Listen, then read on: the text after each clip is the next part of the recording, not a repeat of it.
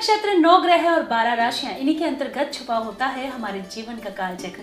जिस तरह से हमारे ग्रह परिवर्तित होते हैं, हमारे जीवन में भी परिवर्तन आता है। और आपके जीवन में क्या परिवर्तन आने वाला है, वो परिवर्तन अच्छा होगा या बुरा, इसको जानने के लिए आप अपने जीवन की तमाम समस्याओं का समाधान करने के लिए आप हमारे साथ जुड़ सकते हैं हमारे कार्यक्रम सुखी दाम्पत्य में। और आपके जीवन की तमाम समस्याओं का समाधान आप तक पहुंचाने के लिए इस वक्त मेरे साथ स्टूडियो में मौजूद हैं देवज्ञ सच्चिदानंद वशिष्ठ जी। चलिए सबसे पहले मिलकर गुरुजी का स्वागत करेंगे। गुरुजी, बहुत स्वागत करूंगी कार्यक्रम में आपका। नमस्कार गुरुजी, जैसा कि हमारे एपिसोड्स में हम लगातार चर्चा कर रहे हैं दाम्पत्य जीवन के बारे में।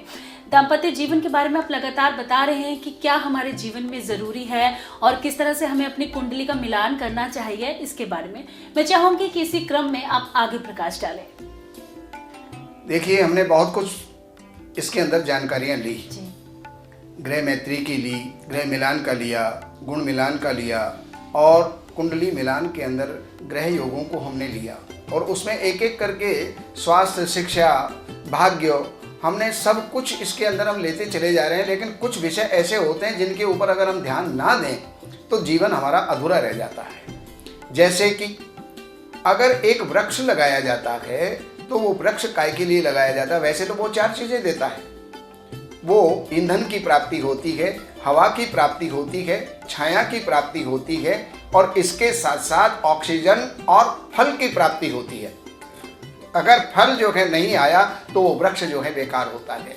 तो उसी प्रकार घर के अंदर अगर बच्चों की किलकारियाँ ना हो, अगर बच्चे ना हो, बच्चों की चहक ना हो तो वो घर, वो आंगन सूना रहता है। इसलिए हमें कुंडली के अंदर ये भी देखना चाहिए कि इसके अंदर बच्चों का सुख है या नहीं है, पुत्र सुख है या नहीं है, कन्या सुख है या नहीं है। लोग सोचते हैं संतान काय के लिए चाहिए?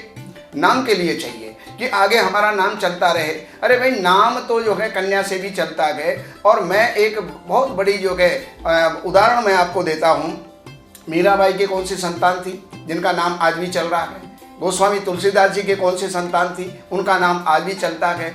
करीम, रहीम, कबीर, इनके जो नाम चल रहे हैं, नामदेव और तुकाराम जी, इनके कौन सी संतान थी जिनका कि नाम आज भी चल रहा है? लेकिन इनका नाम जो है चले या ना चले, लेकिन पुत्रों की आवश्यकता, संतान की आवश्यकता हमें इसलिए है कि हमें आगे लुप्त पिंडोदक क्रिया, पिंड और उदक क्रिया यानी जलदान, तर्पण, ये हमारे बंद ना हो जाएं। क्योंकि हमारे से अलावा भी संसार में कुछ कोई हैं जो हमारे लिए पुत्रों की कामना करते हैं और वो हमारे पूर्वज होते हैं, वो हमारे पितृ होते हैं। वो ये चाहते हैं कि हमारे जो है कुल में आगे संतान हो, तो वो हमें पिंडदान और जलदान वो हमको अर्पण करता रहे, जिससे कि हमारी तृप्ति होती रहे। उसके लिए जो है संतान की विशेष आवश्यकता होती है। कोई व्यक्ति कहते हैं संतान नहीं हुई तो क्या हुआ, हम गोद ले लेंगे, हम अनाथ आश्रम से ले आएंगे। लेकिन अनाथ आश्रम का या गोद लिया हुआ बच्चा वो अपना वंशज नहीं है। उसके हाथ का दिया हुआ पिंड और जल हमारे पितृ जो है स्वीकार नहीं करते हैं। इसलिए हमें प्रयास करना चाहिए कि अपने ही संतान हो। और कुंडली के अंदर क्या योग बनते हैं कि पुत्र स्थाने तदि सेवा गुरु वा शुभ वीक्षिते शुभ ग्रहे न संयुक्ते पुत्र प्राप्तिर न संशयः। पुत्र स्थान जो है वहां पर ही बैठा हो, उसका मालिक वहीं पर बैठा हो, और गुरु वा शुभ वीक्षित, शुभ ग्रह उसको देख रहा हो या बृहस्पति उसको देख रहा हो, तो शुभ ग्रहे न संयुक्ते, शुभ ग्रहों के साथ में अगर वो है तो पुत्र प्राप्तिर न संशयः, वहां पर पुत्र प्राप्ति निश्चित होगी। इसके अंदर कोई संशय नहीं है। गुरुजी, जैसा कि हम बात कर रहे हैं संतान सुख के बारे में, दाम्पत्य जीवन यदि आप अच्छा करना चाहते हैं तो आपको संतान सुख का भी देखना होगा। लेकिन अगर बात करें संतान सुख के बारे में तो कई परिस्थितियों में ये देखा जाता है कि गर्भ धारण तो हो रहा है लेकिन बार बार किसी न किसी कारण से गर्भपात भी हो जाता है। गुरुजी, यदि ऐसी समस्या किसी स्त्री के साथ आ रही है तो क्या कुछ उपाय या क्या कुछ समाधान किए जा सकते हैं, इसके बारे में आपसे जानना चाहूंगी। शास्त्रों के अंदर ऐसा कोई विषय नहीं है जिसके बारे में शास्त्रों में उल्लेख ना हो। शास्त्र भरे पड़े हैं, लेकिन हमें शास्त्र को देखना पड़ेगा। शास्त्र को देखेंगे तभी जाकर के हमें इसकी जानकारी मिलेगी। कई प्रकार के जो है पुत्रों में बाधा होती है, संतान में बाधा होती है। अपुष्पा काकवंध्या च वंध्या या च मृतार्भका सर्वद गर्भा च या नारी तया श्राव्या प्रयत्नतः।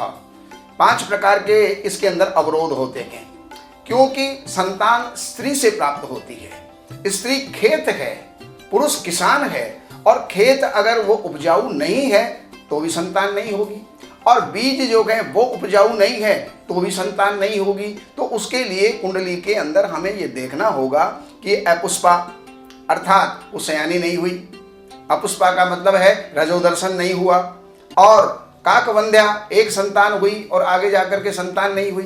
काकवंध्या च वंध्या या च मृतार्भका, और वंध्या और मृतार्भक यानी संतान तो होती है लेकिन भोग करके जन्म ले लेती है, या फिर स्रवद गर्भा, तो जिसके संतान पेट में जो है भगवान देता है लेकिन वो पूर्ण ना हो करके अधूरा बच्चा ही जो है गर्भस्राव को प्राप्त हो जाता है, यानी वो जो है गिर जाता है। ऐसी स्थितियां आती हैं, उसके अंदर भी हम उपाय कर सकते हैं, लेकिन आने वाले कार्यक्रमों में आपको समझाएंगे। जी, तो गुरुजी लगातार दाम्पत्य जीवन पर आप जो जानकारी हमारे दर्शकों तक पहुंचा रहे हैं, उन्हें बता रहे हैं, इसके लिए आपका बहुत बहुत धन्यवाद। नमस्कार।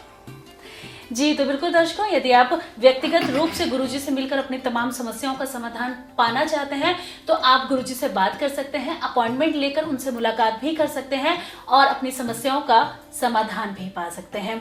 आगे अगले एपिसोड में क्या होने वाला है, गुरुजी किस विषय के बारे में बताने वाले हैं, इसके बारे में जानने के लिए जुड़े रहें हमारे साथ। नमस्कार।